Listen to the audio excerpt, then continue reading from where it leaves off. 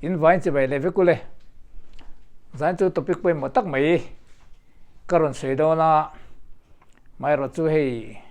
por supply kan ni mumal tat lo mai zanin chu batin nuaya karon ti ramanga apai mosia me lampang khani lawa athu lampang khani wangin ngun takin in lo ngai thadon nia zaina karon sei du chu high risk pregnancy medical term chu ania chu mi zo tong hianin le dan hi them har khom maya now pailaya har san na rang thì na hial po thleng thei din mun khatiang ho kha an ni maya chu ron soi ka tum don ani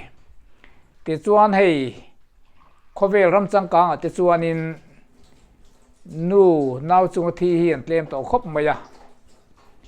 ange ni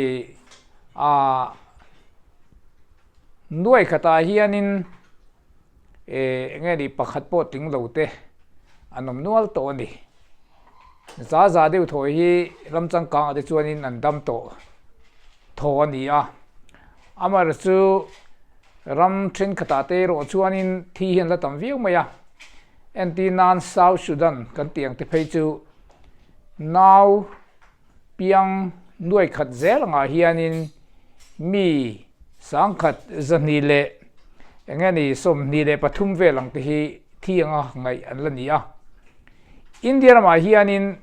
sang hi som bre to sang ni som bakwa survey khachuanin census khachuanin now piang nuai khat zela hianin nu som kwa pasari vel hi thianga langai an nia kerala hi India ma chuanin thi na tlem na berenia nuai khat zela hianin pakhat po an ting lowa 0.9 thiang vel an nia now piang nuai khat zela hianin Mizoram po hi ri nai chuanin kan la atamang ringa nuai khat zela hianin somkua nuai khat nau piang hianin nu somkua vel hi thianga ngai kan dani chuma chuanin chan la ngai khop maya thei top kan chuat la ngai heta hianin anau pai tu nu te mo phurna tam tak oma pai tu te tin chung khat te mo phurna po oma tin pasal te mo te po nia tin kan zawa in hel lampanga thok tu te mo te po nia Mizoram mi hing kan te me ma chuwa chuanin za deu tho dam tura kanin bo sai te po atul khop mai ama ro chu engang po hian changka ngila za hi chu har takania naw chungan du thi ne hi pumpel thei kan ti takna thren khatai roi chuan khiat lo mi hring pen mi thiam te poina kan thiat pia lampanga antinan embolism hantiang chi te ten cholo chuanin thi hora soka thithut ang chi te ten cholo chuanin lungna awanga naw an ve lai mo an nei zol himan thithut ang chi te po chan man lo enkol man lo te po thil om the ni tin chu ba ka chuan chhur pu ke thut ang chi te tin chukong naw pai pu ke thut enkol mang man lawa khatenga boral te ta te po ko om the ni po ni se kan film khur chuanin thei to pakan tran ho chuanin engani naw chunga nu thi na hi tam takin an hiam thei don ti achiang khop mai chuwan zaina karon soi hi ngun takin lo ngai thaula tuna naw pai lai o mek te tin naw la pai tur te nu la te pon yang chu tin tlei rol te pon tianga an nianga naw pang te pon yang chu me chia tu po tan apoi mo ni pakhana chuanin naw pai la thisin sang hi ala om khop mai hi kan enkol ngun turani tisen nei sang nei sa te om theita tin naw pai wanga tisen sang pregnancy induced hypertension kan teng chi khateng te po kha ngai poimo angai khop maya tin rai lai reng naw pai lai thipu te hi ngai poimo turani heng ho hi naw pai lai thipu reng hi a serious thina tin naw pai lai zun thum lo nei sa te po nianga tin naw pai wanga zun thum lom ta pregnancy nghe ni nào phải vào ngã dùng thum lâu này khát tiền ăn chi te po kha cần ngay pe mo khom maya tin hay nào phải luna cream high risk anh nhỉ high risk anh nhỉ luna re ngay hi hẹn thế phải chứ gynecologist mấy ba cả cardiologist này na in ron ta na khát tiền ngã encol te hiền ngã ya tin chu lo chuan in chuap nan na chi krang ang chi te asthma kan ti te TB kan ti te heng te po hi apoi mo khop mai tiang ve ni chuanin kanin check up ngun tur ni a tin nei kai thin phung sol kan tiang chi te po hi thil la om tak ni a kai thuta emohor san na om the ni ta a tin thin lampang nat na nghe ni hepatitis kan tiang chi te tin thisen nei tlem anemia kan tiang chi hemoglobin tlem antinan song pani aya tlem anyang chu khatiang chi te kha ala oma chuan kain check up ngun tur ni tin chu ba chuan thisen lampang nat na chi khrang nei te po hi thil la om tak ania tin naw pai la ya nghe ni malaria ve kan tiang chi te po malaria pf te po nia thuat kalut te po nia nga khatiang te po kha thil la om tak ani tin naw nei na tun ma naw nei na liam na sa tak low repair to ang chi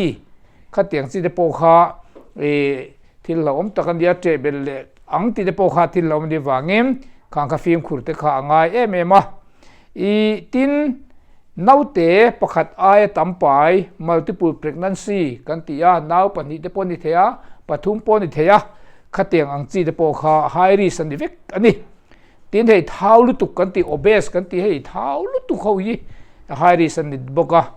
tin elderly primary kan ti a kumsom thum panga chunglampang kumsom thum panga chunglama naw voi khat pai na khatiang chi te kha nghe ni high risk ania inen kol luk ngai ta a tin short stature kan ti ta a te ve khrim hi niam te centimeter za somli aya niam ang chi te hi high risk ani ta a tin fa tam tak nei pali chin chunglam medical term chuan grand multipara kan ti khatiang ho ang chi te kha high risk ania tin di china khang ka soi to a kha nu thau lu tu kang chi te tin nei naw tui pai tam lu tu kang chi polyhydramnios kan tiang ti te tin hei naw om dan dik lo an lin ling ani mo a kham phe mo khatiang a om mu mala om lo thin khatiang chi te kha high risk ani ta tho maya tin naw zai chu to reng naw zai chu to reng high risk ani post LSCS kan ti CS kan ti to reng ho hi high risk ani a tin naw thi khing to ho IUD ko chung a thi naw khing to ang chi te pai to te kha ta a tin naw hlam tang lo nei to ho hrim kha retain placenta kan ti hlamatang kan tiang chi te po kha high risk an dia tin PPH naw nei zo a thi horwak lo nei to ang chi kha tiang te tin forceps delivery kan tiang chi te le nei pa ngai ni lowa kha tianga tranpui kha tianga nei ho ang chi te po kha high risk an ni tin do le chuan hei naw pani ai tam chiat to te tu ma naw chiat to te pani ai tam pathum po palin te khang ho ka chu pai le chuan high risk an dia chiat le hlom vai film khur ngai ta a tin naw te thakhat tin nuwa thi khatiang lo nei to ang chi te tin naw thakim lova lo hring to ho ang chi te po ka high risk an ni ta vek maya tin naw thang thalo intrauterine growth retardation kan ti naw ko chunga thang thalo lo nei to chi te tin chu zai to chu reng ngai ni bok ke mo khatiang lo zai to ho po kha high risk an ni kha tlang pui thu chu an ta a kha lo po kha tam tak zai na hian soi tur omanga khatiang ang chi in nei ani chuan inaw pai lai khatiang chi nei ani chuanin uluk takin subcentral kalanga ten PHC a doctorate and tiranga ten PHC Nirupon Hospital anga te po khatiang khanin annin nang chu subcenter nei chi ni lo nang chu PHC nei chi ni lo nang chu hospital nei chi ni mò khát tiếng kha specialist ho lệ dạy chủ po dạy thế năm hôm nay chỉ ni ti khan lâu fil don chen ni eng po ni se tira pakhata chuanin now chunga nu thi na tlem tur chuanin now pai lai hian in check up thathi poimo khop maya subcenter thatak tak te kan neya henga te hianin kanin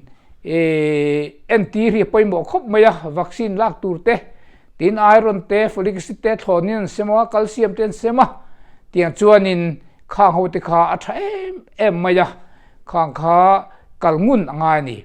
ten doctor mi thiam ne na po anilo bera voi thum tal pia pai tran tira changa thathum na chunghiam voi khatal pai tira emo khateng kan in en tir tai la tin tharuk vela in en tir le tai la tin nei don ma tha mo khateng vel te tal te khan in en tir le la atha khop moya voi thum tal kha antenatal check up kha angai ni chuwa chuanin kanin check up ngun chuanin tu nang chi karon soi nat nang te khan nei ma la pathian zara the to pa khatenga in uluk chuanin naw thina kherpo ni lo naw ni awanga har sa tam tak in nei thin ang te khateng kha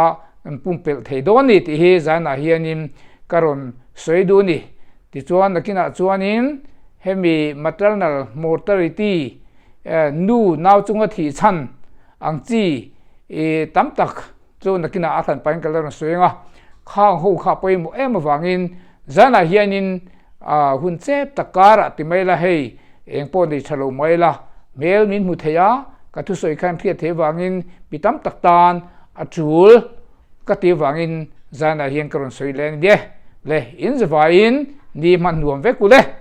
chuan he ka channel hi in lo like ka in lo kamena in lo share tin in lo subscribe zel tur po in karon nge non le cheu ni kalome